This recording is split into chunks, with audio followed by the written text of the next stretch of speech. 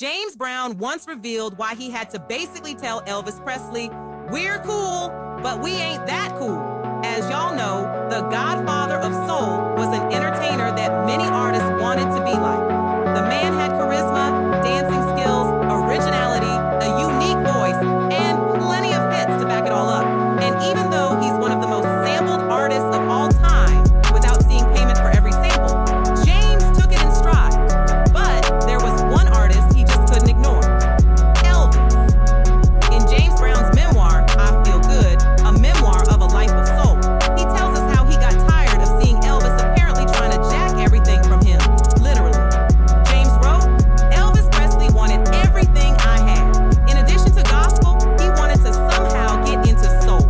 I had a man working for me by the name of Bob Patton, and Elvis used to call him all the time to get my tapes so that he could play them until he thought he had the sound down. Then he'd rent a theater for himself and friends so he could perform soul music, James Brown style. Not long after, he asked me if he could use my band as a backup for a tour, but I couldn't go for that. That was my band and my band only," James wrote. They say imitation is the best form of flattery, and it seems like Elvis was attempting to flatter the heck out of the godfather of soul. I mean, wow. But here's where things get real interesting. Despite all of this, James and Elvis eventually became close friends. After Elvis passed, James had nothing but love for him.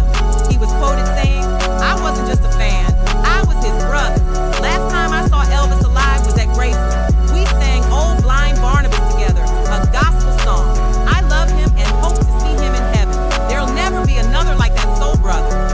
Now, let's talk about how this idea of swagger jacking, or what some might call culture vulturing, still shows up today. It's not limited to just one group. It's something we see across the board, whether it's white or black artists. There are genuine artists who feel it in their soul. You can tell when it's real, like with Tina Marie. She had that undeniable authenticity. Then there are those who just don't hit the mark. No disrespect to Elvis, though, he definitely had his own lane. But let's think about artists who came after him years later, who might have tried to flatter their idols but missed the mark.